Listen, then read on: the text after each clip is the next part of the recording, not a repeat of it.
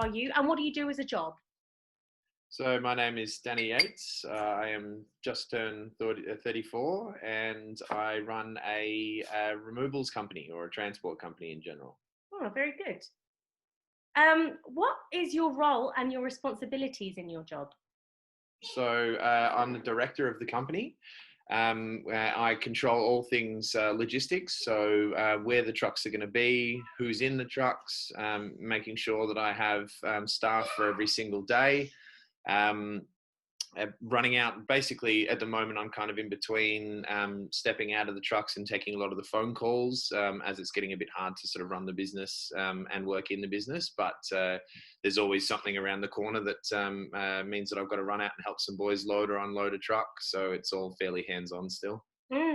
So basically what you do is you move people when they need to move house. You pack all their stuff, all their belongings into a truck, and then you take it to wherever they're moving to. And you move things for companies like Harvey Norman and Freedom Furniture and things like that. Not specifically those, but yeah, for retailers. So a large chunk of what I do is relocating or taking cabinets from a warehouse to someone's house. So all the kitchen cabinetry that you see, your pantry, where you keep your pots and pans, all of those come in basically boxes with doors. We pick them up from a warehouse, take them to people's houses for them to be installed. Yeah. And another component of my job is relocating women and children in domestic violence situations. Really? So there's probably I specialize. It wasn't intentional, but I've kind of organically grown with my number being passed around to various organizations into specializing in relocating women in domestic violence. And so basically, they've had a perpetrator, whether that be a neighbor or a husband, statistically more often the husband, who is putting them in harm's way or making them at risk. So they get either held in remand or put in prison or just have an AVO against them. So we come in when they're not there. We take as much of the furniture as we can get out, and then we take it to a new safe location and just make sure we're not being followed. So look, we've never had an altercation, but it can make things a bit interesting, as you can imagine. I bet you'd be ready for it. Well, yeah, funnily enough, these types of people that tend to beat up women don't tend to want to be aggressive towards 6'4" removalists. Could you believe? Yeah. Okay, so how long have you been in this current job? So I have been working in the removals industry for 15 years, which in removals years makes me about 150, because most people last about 2 to 3 years. But I've been in it for long enough, and then started my own business about 7 years ago, because I realized that I was pretty much doing everything for my boss besides doing my own taxes and stuff anyway, getting staff, running a truck for a day. So I thought I'd give it a crack myself, and never look back. Yeah. And so this is your first job, or did you have any jobs that you did before, like when you left school? So when I left school, I was an absolute bludger, and my parents had spent tireless days kicking me up the backside to get a job. And so when I was about 20, 21, something like that, I got myself actually just before that, I did delivering flowers in my 1.2 litre Ford Festiva, real beast. I had one of those, a Fiesta. A Fiesta, that's it. Yeah. Ended up riding that off by tapping a pole gently, but because my car was so crap, even a headlight out pretty much rode it off. So I was doing that, and then needing another job, decided to get into removals for another company. Thought I can lift heavy things, and it just turned out liking it more than I'd expect. Brilliant. What subjects did you do at high school, and why did you choose them? And did they link in any way to what you wanted to do or ended up doing? Right. Well, to answer that last part of the question first, no. I was never one for school, but so basically the subjects I did were kind of orientated towards physical movement and I guess the study of behaviour. So I've always been quite fascinated by people Like and psychology. what makes them psychology. Yeah, Yeah, exactly. So what makes them say the things that they say and behave the way that they do? yeah. It's different between person to person, and it's always been something that's fascinated me. So I did psychology. I did I think like some sort of PE, health, and then just I think English literature as well. You were very good Because at basketball, weren't you? yeah, look, Half I mean, football, half basketball. not all heroes wear capes, Em, but yeah, look, I was pretty good on the court, that's for sure. But Yeah. at 34 now, I think I can jump as high as I used to, but that is so not true. But like you Uh, said, being 6'4" is probably an advantage. it has an advantage. It's certainly better than being 5'2". But you've got But to be athletic as well, though, don't you? It's not just like, yeah. you do. I mean, it's a significant advantage having hops and the ability to move and Mhm. everything in basketball for sure. Yeah. Um, so I don't think that we have to say you didn't have to do any extra study once you left school. We found out already that you didn't. Mhm. Um, did you have to have any qualifications if somebody wanted to go into your line of work?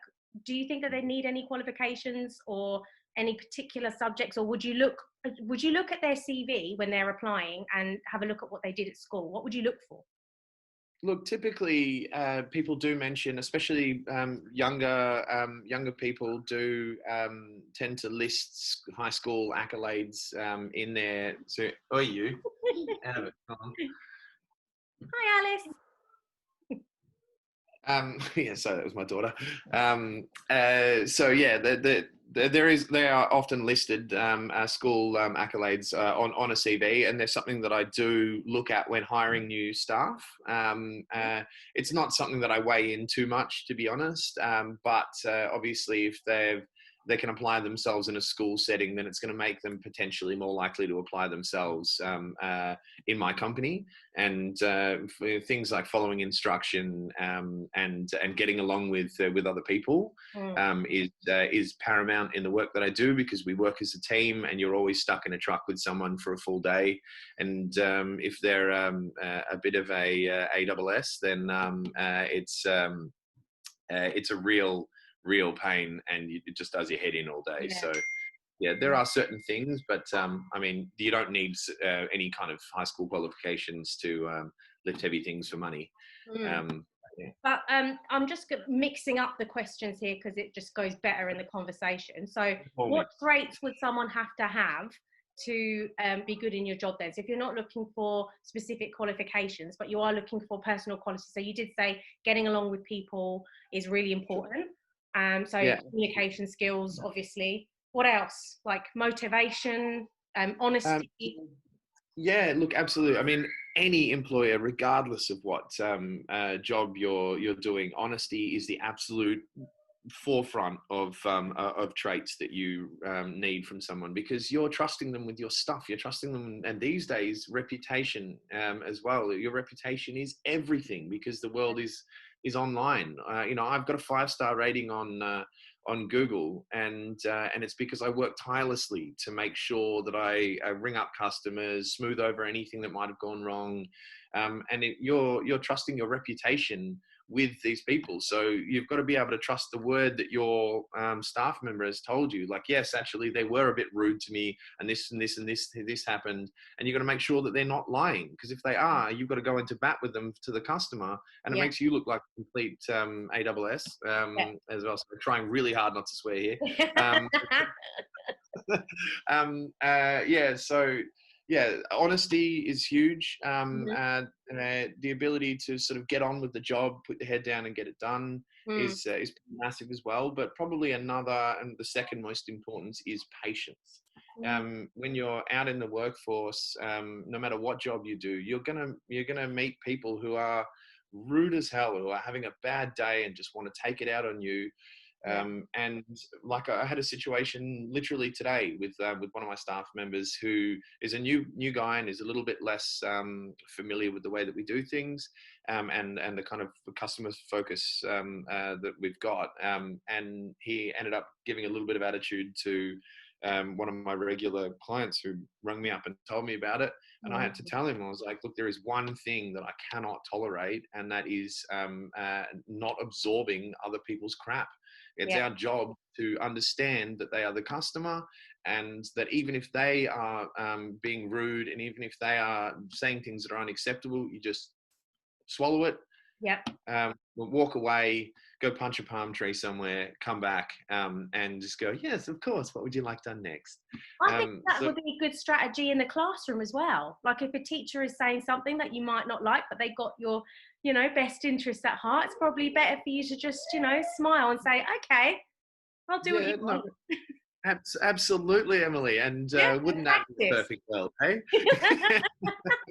But in the real world, if you don't have self-control, you're out of a job, right? Well, that's exactly it. And in high school, you may give a little bit of attitude to a teacher that may not seem like that much. You may not even get punished for it. But in the real world, in the working world, you give that kind of attitude to too many people, to your employer, to your clients, you'll lose your job like that. Like I've still got mates who don't get it, who just still give attitude, still give poor performances at work. And now, if any, like for example, COVID, when people are getting laid off left, right, and center, who do you think they're going to get rid of? The one that does really well for you, that gives great attitude to each of the clients, who's never a problem, or they're going to get rid of the people who give you attitude and make life difficult for you? It's pretty simple. Yeah, that's really important. And this is a personal question, so it's optional whether you want to answer it, but the kids really want to know this. I am wearing pants. Yeah. How much I earn. Okay, so my company turns over. I think turns over is the amount of money that I take in before all my expenses get taken out. Right. So the company takes in about 636 grand a year. Right, but that seems very impressive, right? Like 630 grand, take away expenses. Yeah, that's like I was gonna say. It does not work like that at all. Trust me. How many trucks do you have to pay for? I've got three trucks. I have 8 staff on the books. And so like I pay them sort of 60 to 80 grand a year each. That's what they'd get if they were a removalist. That's a lot of money. That's like they're similar to a teacher. Yeah, absolutely. Yeah. But job. I can't lift things. Yeah, but then they got to lift heavy stuff for a living. Whereas pens aren't that heavy, so not to downplay your job, but no, look, we pay them quite a lot. We pay them quite well as far as industry standard goes, because having people who are paid well means they come to work with a smile, and they feel like they're being treated fairly. I personally myself, look, without incriminating myself too much, I get paid 37 grand a year on the books, but there are quite a lot of tax concessions that any business owner can have. All the cars, even the Jordans that I buy Jordans as that's all I wear. But I buy them as a work shoe, and then they're tax deductible. Yeah, you basically get them for free. Yeah, well, I don't know about free. I still have to spend. Jordans are bloody expensive.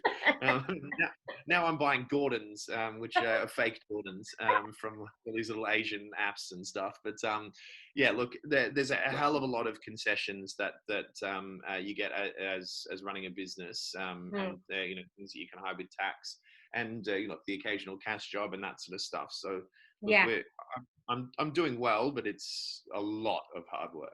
Yes, and that's the thing, isn't it? It's not to underestimate the risk that you've had to take, the personal sacrifices, the weekends, working all week, every week. Yeah. Precisely. So look, between Claire and I, because we get to profit share and everything, like, we might be like 120 grand, something like that, per year. And that's ample, and we're good savers, so it's never an issue. Yeah. And lastly, what do you like about your job? Well, what's hard about your job? Probably physically, isn't it? And what do you like about your job?